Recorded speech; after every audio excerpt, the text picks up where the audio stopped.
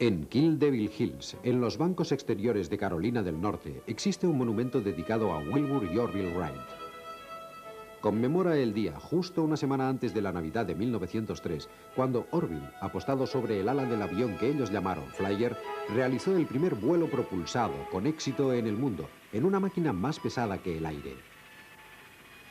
Duró solo 12 segundos, pero liberó a la humanidad de las ataduras de la gravedad para siempre.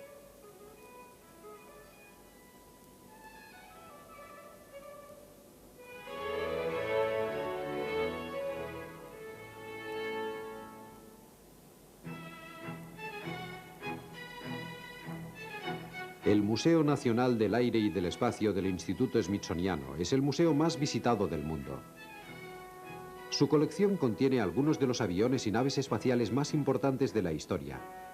Naves que fueron diseñadas, construidas y tripuladas por hombres y mujeres que han expandido las fronteras del vuelo.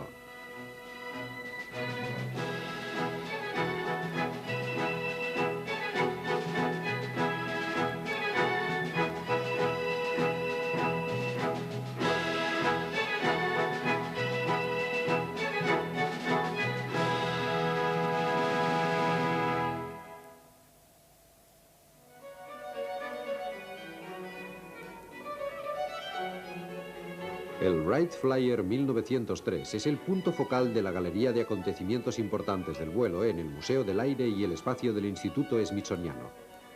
Voló con éxito un solo día, el 17 de diciembre de 1903.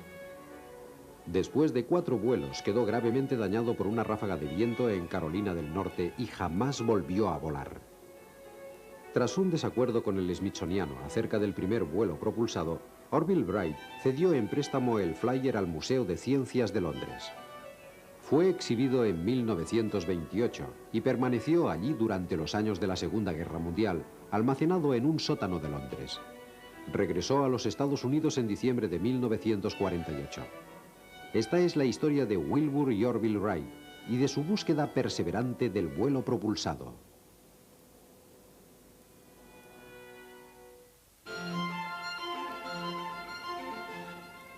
Durante generaciones, los ojos humanos han estudiado el vuelo de las aves, la forma en que generan su elevación, permanecen en el aire y controlan su camino. Pero a pesar de toda esa observación y estudio, el vuelo seguía siendo un misterio. En la década de 1890, un hombre en Alemania parecía estar a punto de volar como las aves.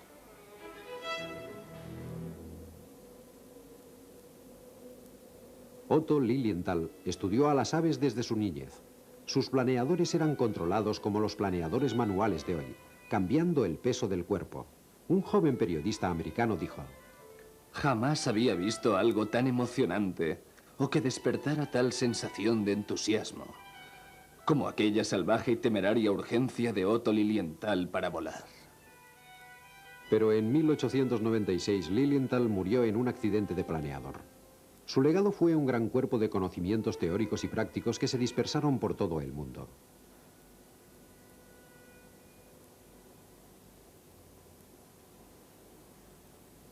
En el número 7 de la calle Hawthorne, en Dayton, Ohio, hay un terreno baldío donde estaba la casa del obispo Milton Wright.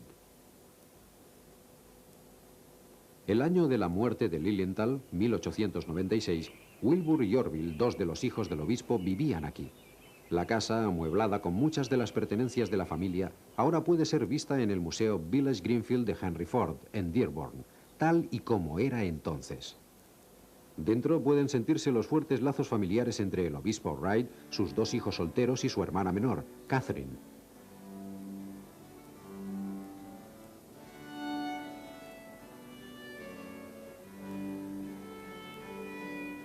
La esposa del obispo Wright murió en 1889. El obispo escribió: Ella expiró y con ella se fue la luz de mi hogar. Catherine asumió la responsabilidad de ama de casa y la vida en la calle Hawthorne era ordenada y contenta.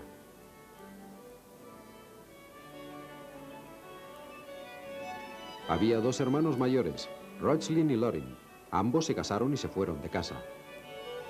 Siendo estudiante, Orville tuvo interés por la impresión. En 1889 publicó un periódico semanal y nombró editor a Wilbur. Toda una serie de periódicos de corta vida y extraños trabajos de impresión abundaron en una pequeña firma llamada Wright y Wright. Pero su relación cercana no siempre fue tranquila. Wilbur decía: me gusta pelear con ORV. ORV es un excelente contrincante. El obispo Wright fue miembro de la Iglesia de los Hermanos Unidos en Cristo. Fue líder del movimiento antimasónico, famoso por sus firmes creencias morales. Fue un padre estricto con sus hijos jóvenes. Yo los gobernaba. Fueron muy buenos muchachos, pero traviesos. Orville dijo: tuvimos la fortuna de crecer en un ambiente en el que a los niños se nos motivaba para investigar todo lo que despertara curiosidad. Su curiosidad por la mecánica la motivó su madre, quien tenía una aptitud natural para todo lo práctico. El obispo Wright convenció a sus hijos de que el mundo era un lugar hostil y que solo la familia ofrecía apoyo y lealtad genuinos.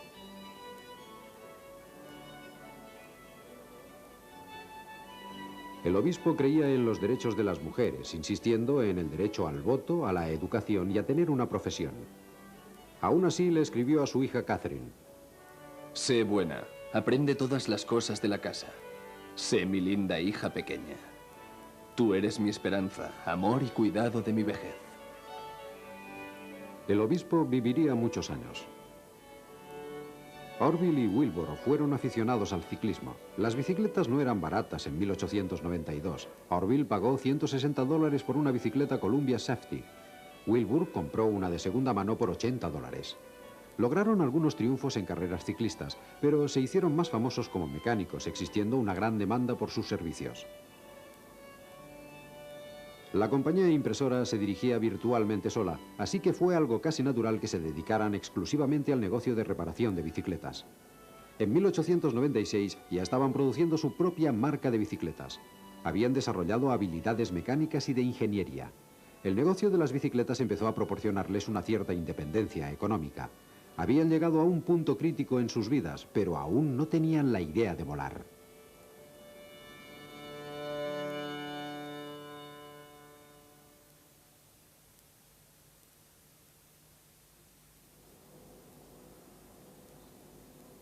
Samuel Pierpont Langley era un distinguido científico americano y secretario del Instituto Smithsoniano. Creía que el vuelo mecánico era posible con los motores existentes en esa época. En 1896, su pequeña nave no tripulada, el aeródromo número 5, propulsada a vapor, hizo 2 vuelos libres significativos. Para los hermanos Wright era una pequeña caminata desde la calle Hawthorne hasta el edificio que albergaba su taller de bicicletas. La imprenta se hallaba en el segundo piso.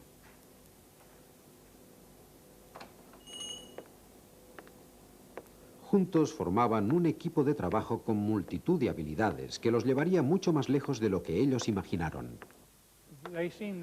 Parecían tener el instinto perfecto de ingenieros experimentales. Nunca dejaban aparcado un problema hasta asegurarse de que estaba resuelto y habían entendido la solución. Nunca pasaban al siguiente punto hasta que habían resuelto el problema que tenían. Cada uno de ellos sabía qué pasos dar para avanzar conjuntamente en la discusión, para llegar a una solución. Y fue esa habilidad para trabajar en equipo. Eso fue una parte importante en la clave de su éxito.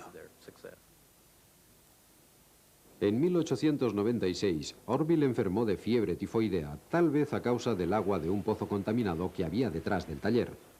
Mientras la enfermedad seguía su curso, Wilbur leyó un artículo periodístico sobre el accidente de Lilienthal. Wilbur dijo: la breve nota de su muerte despertó un interés que había existido dentro de mí desde mi infancia. Ese interés pasivo era la idea de volar, latente desde que los hermanos habían hecho helicópteros de juguete cuando eran niños. Por el momento no pasaron de la discusión sobre los logros de Lilienthal, Langley y otros pioneros. Pero su talento y su relación de trabajo única estaban a punto de dar sus primeros frutos. Creo que es generalmente cierto que Wilbur tendía a ser el gran pensador, por decirlo así. Podía ver el problema en su conjunto.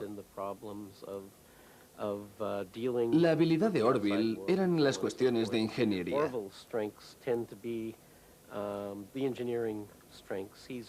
Era una de esas personas que tenía la habilidad, la capacidad de imaginar máquinas en su cabeza y la habilidad de hacerlas girar mentalmente y de pensar, ¿qué habría pasado si yo...? Y esa clase de cosas. Wilbur era probablemente más teórico. Planteaba los problemas y buscaba cómo solucionarlos. Orville, por otro lado, era un hombre de acción. Además, era el optimista. Incluso en momentos como en 1901, cuando tuvieron una temporada realmente mala, y volviendo de Kitty Hawken, Wilbur dijo que el hombre jamás podría volar. Orville seguía lleno de optimismo y proponiendo nuevas posibilidades. Creo que existía una maravillosa compenetración entre ambos.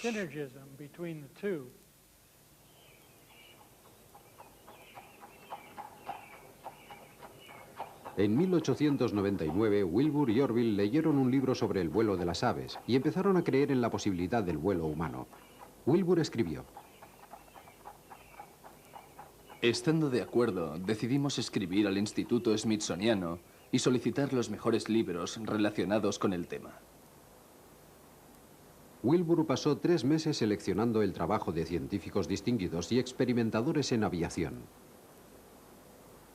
Identificó 3 áreas clave: elevación, potencia para generar empuje y control.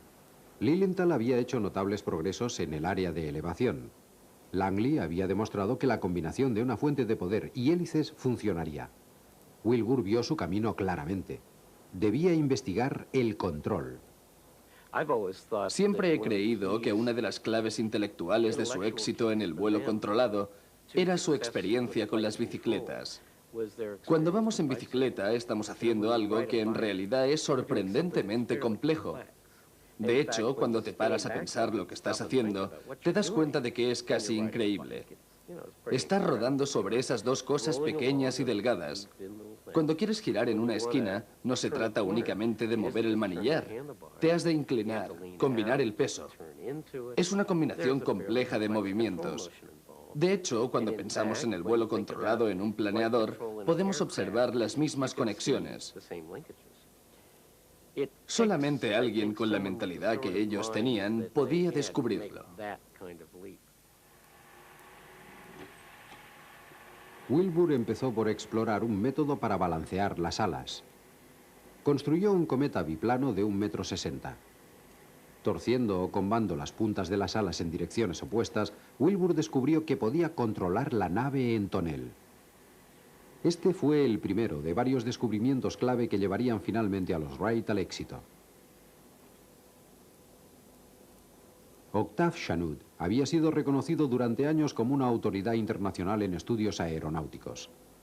Era un ingeniero distinguido que, siguiendo el camino de Lilienthal, experimentaba con planeadores.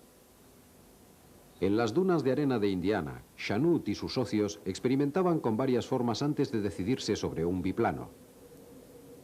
Se desenvolvía bien, pero lo más importante fue que estableció un diseño estructural fundamental que influyó en los Wright y en muchos más. En mayo de 1900, Wilbur escribió a Chanute: He estado tratando de arreglar mis asuntos de tal manera que pueda dedicar todo mi tiempo durante algunos meses a experimentar en este campo. Le pidió a Chanute que le sugiriera un buen lugar para el planeo, con vientos fiables y un clima agradable. Chanute respondió sugiriendo la costa atlántica de Carolina del Sur o de Georgia.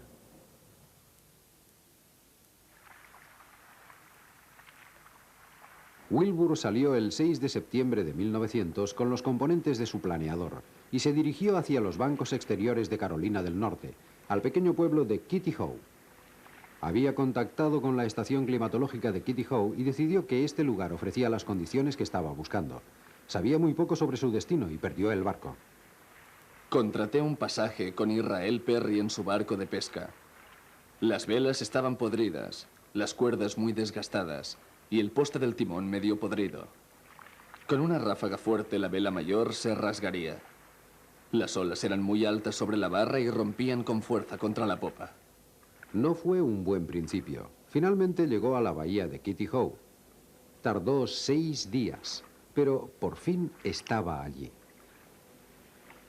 Podía empezar a trabajar.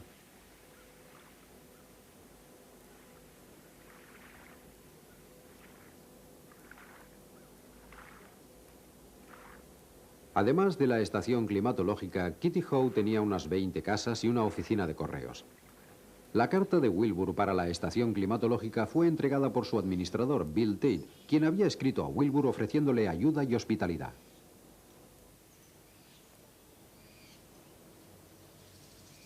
Wilbur se hospedó en casa de los Tate y se dispuso a construir su planeador bajo un toldo de manta en el patio delantero.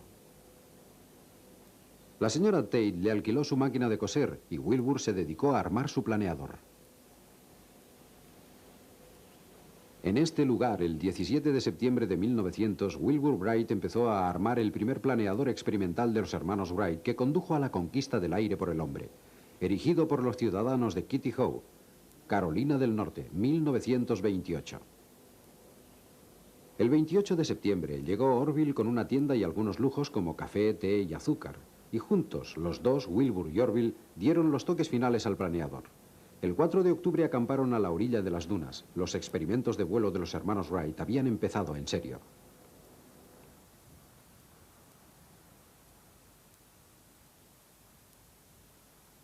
Kitty Hawk ha cambiado mucho desde 1900, pero más al sur, en Jockey's Ridge, el paisaje aún nos da una idea de lo que los hermanos Wright vieron en los bancos exteriores.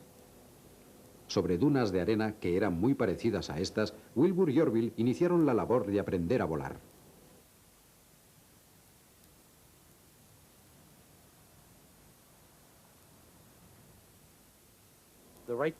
Los hermanos Wright no querían saber por qué volaban los aviones. Ellos querían hacer un aeroplano que volara. Los suyos eran problemas de ingeniería, no problemas científicos. Y aprendieron solo lo que tenían que aprender e hicieron solo lo que tenían que hacer.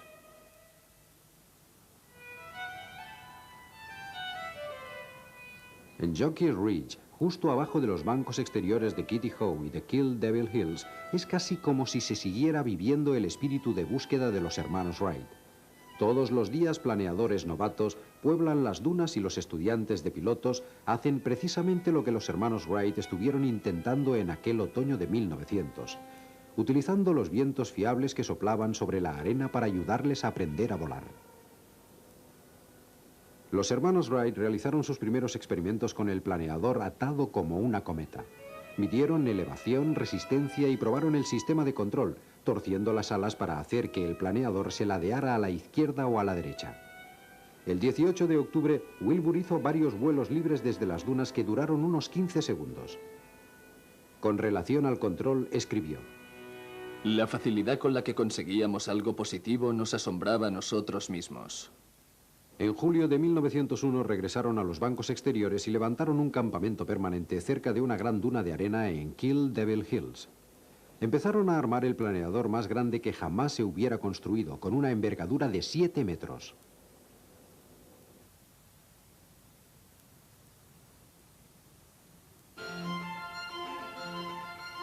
Como el año anterior, hicieron las primeras pruebas con el planeador atado.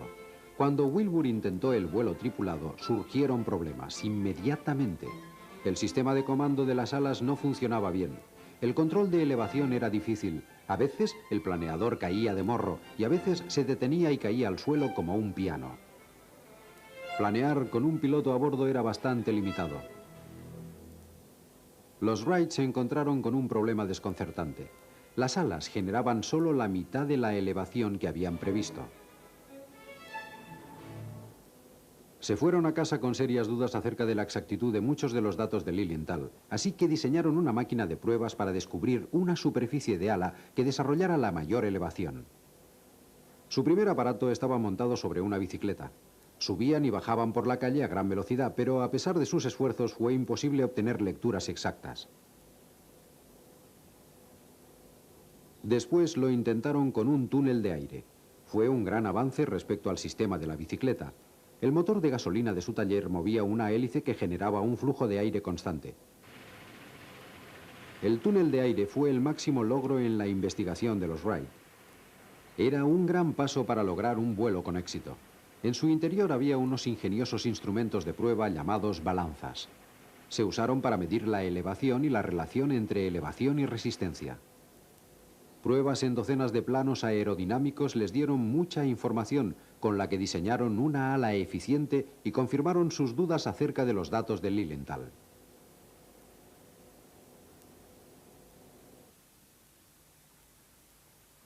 El 28 de agosto de 1902, los hermanos Wright llegaron a Kitty Hawk y regresaron al campamento de Kill Devil Hills. Tuvieron que asustar a unos cerdos cimarrones. Estaban listos para intentarlo otra vez.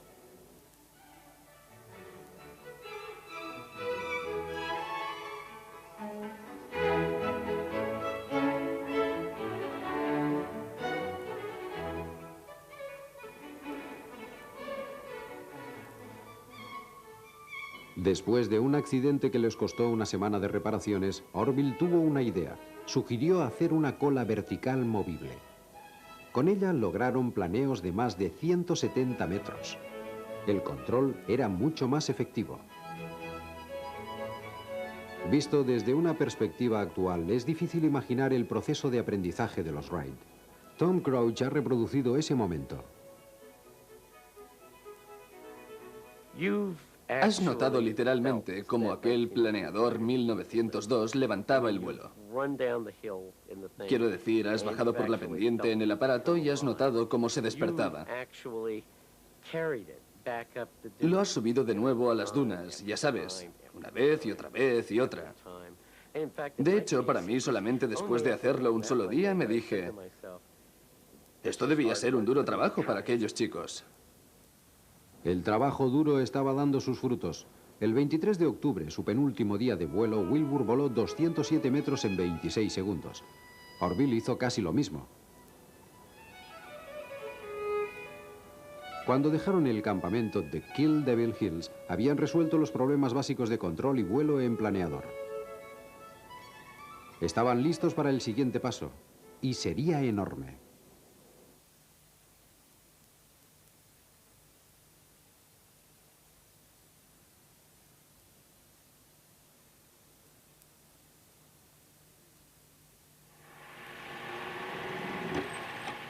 Existía una diferencia gigantesca entre un planeo con éxito y un vuelo propulsado airoso.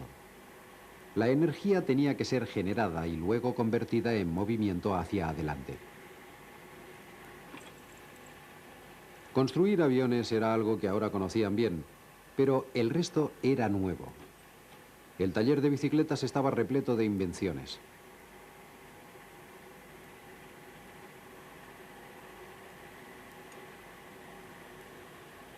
El diseño de la hélice fue un problema mayor. No existían bases teóricas ni siquiera para el diseño de hélices de barco. Orville se dio cuenta de que la hélice era realmente una superficie de ala giratoria. Pensaron que podrían usar sus teorías sobre las alas para encontrar un diseño, pero no fue tan simple. Aplicaron su particular método para resolver los problemas. A menudo funcionaban a base de discusiones. Entraban en largas y apasionadas discusiones.